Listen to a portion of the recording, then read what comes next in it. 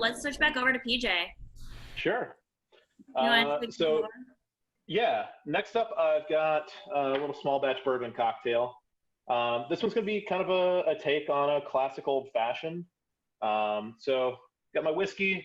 I know we talked about some cocoa or chocolate bitters earlier. I've got a black currant and cocoa tincture here. Which really cool bitters that I enjoy playing around with. I think that chocolate is such a cool cocktail ingredient that people don't approach very often. And I'm kind of a bitters snob. I always try and keep somewhere between like 5 and 20 different styles of bittered ingredients on hand. So you use 2 to 3 solid dashes there.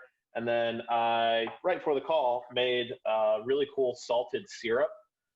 So I basically just took butter, sugar, water, and salt and cooked those together on high heat in a pan to make a salted caramel syrup using Himalayan pink salt.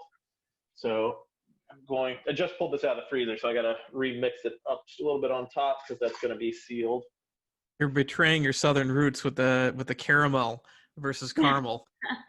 Well, so funny story. I grew up in Georgia, but I was actually born in Naperville. But by the time I turned 1, I was living in Georgia.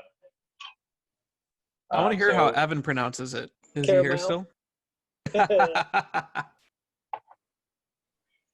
Wait, what is the difference? I say caramel.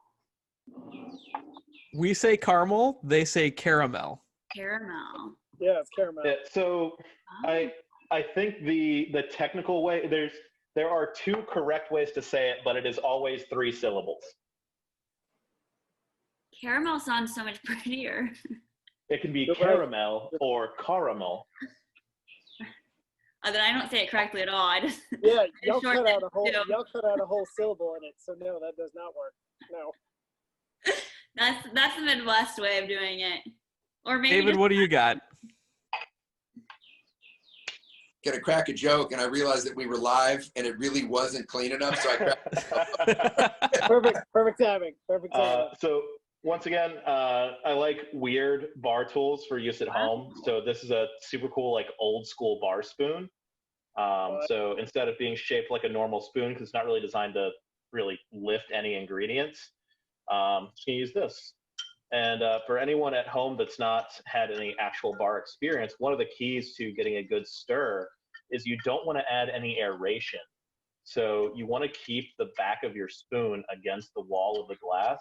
And you'll notice it's not really making a ton of noise, which is kind of the goal.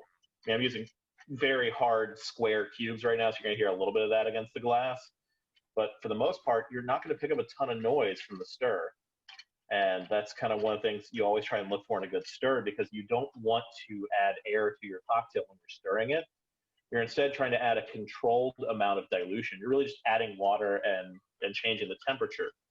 And I feel like that's one of the parts people miss, and what separates an amazing cocktail from an okay cocktail is the small detail of just properly stirring the dilution and not adding that air, because you don't want those air bubbles in it because it'll destroy the mouthfeel.